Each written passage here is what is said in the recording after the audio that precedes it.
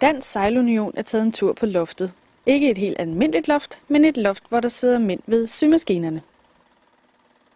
Et sejlloft, det er jo et sted, hvor der bliver fremstillet sejl. Det kan også hedde et sejlfabrik. I gamle dage der blev lavet op på loftet af skibsværftet. Design, det er vigtigt. Så selvfølgelig selve håndarbejdet, men det der er mindst lige så vigtigt, det er materialerne, du bruger til sejlet. Det larmer, når man krøller sejlet, og det er, fordi polyesterfiberen i sig selv er jo ikke larmende eller noget som helst. Det er coatingen, man kan høre. Og det er også derfor, man kan høre et gammelt sejl, som er slidt. Det larmer ikke mere. Det er fordi coatingen er faldet af.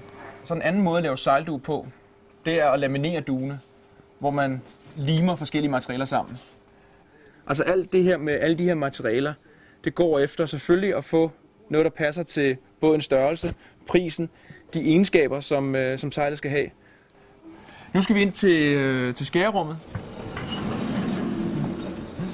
Så det er laser, der skærer her, og så sprøjter man nitrogen ind i for at undgå, at det flammer op. Et sejl, det er egentlig ligesom at lave et stort puslespil. Fordi skæremaskinen der, det den egentlig er i gang med at gøre nu, det er at skære alle de her dele ud. Og det skal på et eller andet tidspunkt, når den gang er færdig, skal det blive til en spiler. Det er egentlig større spiler, så der er cirka 250 dele. Jeg ved ikke, hvad vores rekord er herinde, men vi har da lavet spiler på, jeg mener det 8 timer eller sådan noget.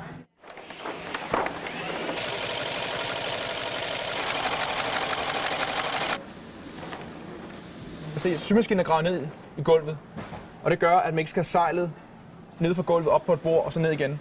Hvis du skulle sy den radialforstærkning op i toppen der, det er ret svært at gøre på større sejl, men der kan maskinen her, den kan dreje ned i hullet her, så jeg kan få den vinkel på, som jeg nu skal have, og det kan man gøre, mens man syr.